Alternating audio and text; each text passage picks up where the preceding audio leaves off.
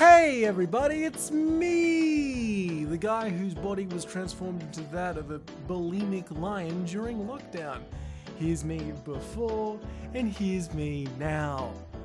You might be asking yourself, what happened? Oh boy! Now, it's the Halloween season, and here in Australia we don't do Halloween because it's just not what we do. So, because I'm a weird, strange person who doesn't know what basic things are, I'm going to be rebranding it to Hallows Eve, because f*** you. And today, for this Hallows Eve, week 1, we're going to be going through some ghost stories. That's right, some campy doodles, some stories of horror beasts and mythological stuff, because we do horror here. Oh, lovely. Isn't this going to be fun? The stories in question are going to be horror-based campfire stories. But before we get on to any of that,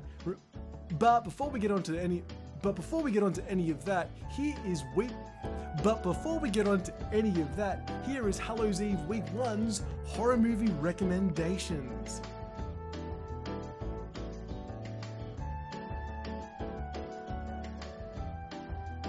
Oh boy!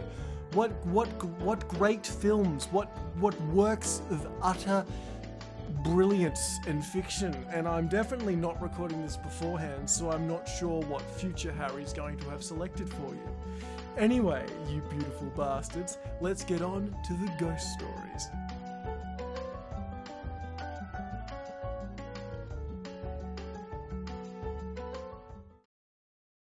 G'day guys, I've got a massive announcement that I'm really excited about. Sure, it may not be a relatively large number, and I am just a little micro-tuber, but we recently hit 500 subscribers.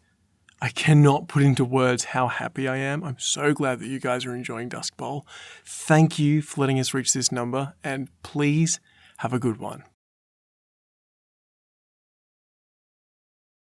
I've tried a few times to record this. Keep thinking of how to tell this story. And I think instead of writing out a script or trying to over-dramatize it, I think really the best way is to just tell it the way it was told to me. Now, I was originally going to start off this Hallows Eve Halloween celebration by maybe telling some creepypasta and some horror stories like I normally do, or maybe even going through Reddit and getting some stories, some first-hand accounts of creepy experiences. I might do that in a future upload, but it just didn't seem right for this. Instead, I want to share with you guys a couple of stories that always got under my skin. I can't ever really explain why, and you can call me an idiot if you think that they're not scary at all, but they always just got to me. So, here goes. Now, I was maybe teenager at this point in time. I'm sitting in the back of this car. We're driving back from Canberra. We just watched the Western Bulldogs get throttled by GWS in some footy game. And I'm in the back seat, and in front of me is my uncle and my grandfather. Now, my uncle is someone I've looked up to my entire life. This is one of the coolest, strongest guys you're ever going to see. Just don't tell him I said that. The bastard will get a big head about it. And he's sitting there, and it's a long drive back. It's the middle of the night. And he starts telling this story. A story that's difficult for him to talk about. One that is making me, for the first time, see this man I've idolized my entire life start to crack. Now, for the sake of respect to all involved, I'm not going to mention the names of the people mentioned in this story, and I'm not going to say exactly where it happened. But I will give you the general, how shall we say, outline. As my uncle tells it, when he was a little boy, he lived on a farm up in northwest Tasmania, a place where my entire family comes from, a place full of super dense bush. Now, I'm not talking your American pine forest, I'm talking dense, deep, dark, temperate Tasmanian rainforest. Something that you get lost in just by looking at it. When my uncle was a little boy and he lived on that farm, his bedroom window overlooked a downhill backyard that disappeared into just this pool of trees, this endless black of forest. Scared the shit out of him. To this day, he's iffy about bushland. Anyway, so one night, he wakes up to this knocking noise. It's like knock, knock, knock. He's confused at first. He thinks it's fuck knows what hour in the morning. It must be 3 a.m. or something. It's pitch black outside. It's pitch black in his room, barely. He sees this knock, knock, knock. He opens his eyes, he looks around. The dog at the foot of his bed, his Great Dane, hasn't moved an inch, is still fast asleep. His brother, to his right, is still fast asleep. And as far as he is aware, his parents, his mother and father, are still in bed. I think this is odd. Who's knocking at the back door? It's where you live, what time it is, no one should be at the back door. And that knock, knock, as he tells it, it gets harder. It gets more aggressive.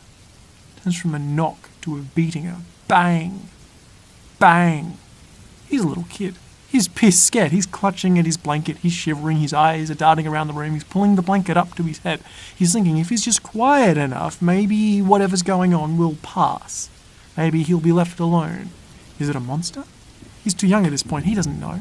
He's hoping maybe his brother will get up and tell him it'll be all right. But he's hoping his dog will run to the door and start barking and losing its shit and scaring off whoever's banging at the back door. But nothing. Still, he's lying awake, hearing the noise, and still, no one else seems to be reacting to it. Spaces between the bangs gets shorter and shorter. It goes from a knock, knock, to a bang, bang, bang, to a bang, bang, bang, bang, bang, to the point where it sounds like someone's banging and punching and kicking and scratching at the back door. Now, this is Tasmania, and if anyone listening has ever lived in government housing or anything cheaply made, you know this sound. It's not like a solid wood door. It's like those plasterboard on both sides, hollow in the middle doors that you can hear rattle when they knock. And as he's lying in bed, he hears this door rattling and shaking in the doorway. He can hear the hinges starting to buckle. He can hear it bouncing and going backwards and forwards. He can hear it going bang, bang, bang, bang, bang on his back door. And he's terrified. He's super scared. He thinks, do I stay still? Do I get up and look at it? I can't get up and look at it. It can hurt me. So what he does is he very, very slowly and scared and rigidly crawls his way out of bed. He makes his way to his bedroom door, where just beyond it the hallway light's on. Peeks out the door, and he can see right down the corridor and off to the left. There it is.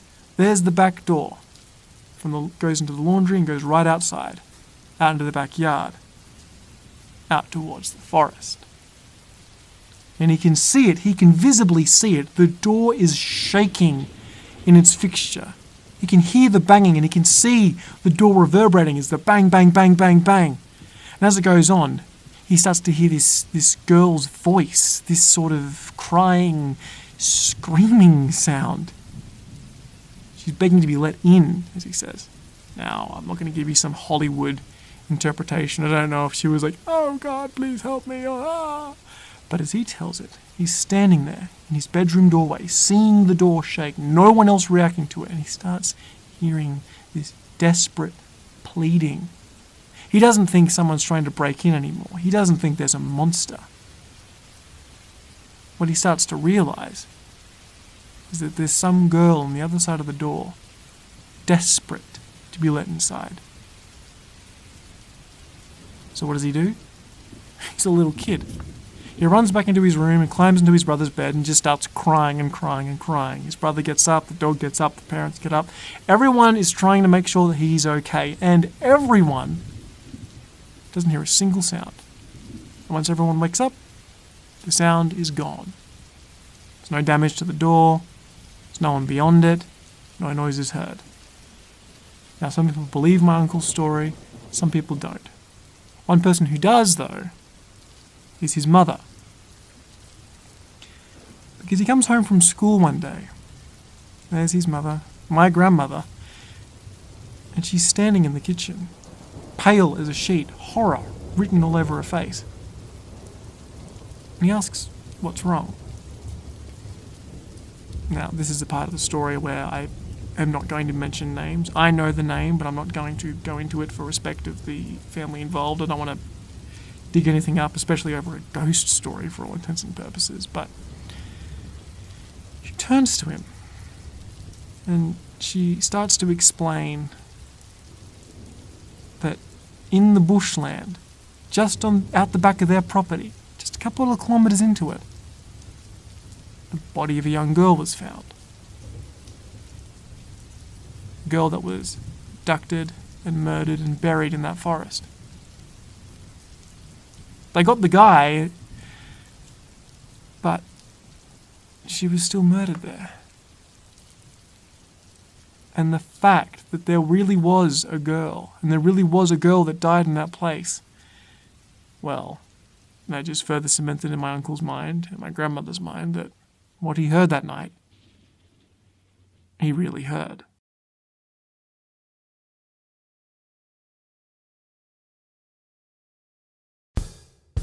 G'day guys, I hope you enjoyed that story and thank you so much for giving it a listen. Remember, if you want some more scary stories, you can go to the Scary Stories for Late Nights playlist. Dusk Bowl has been a fantastic project to work on, and remember, if you've got any fanfic or fan art or any just questions about the series, feel free to email me at duskbowl.fm@gmail.com. I love every single one of you, and you've made being a microtuber probably one of the best experiences of my life. I want to give special thanks to my patrons, of course, being Lady Nevermore, Skulk Queen, Catherine Gordon, The Curator, and Stephen Stevens. If you see them in the comments, please say g'day. And to all of you, I bid you logs of love and shit shippers.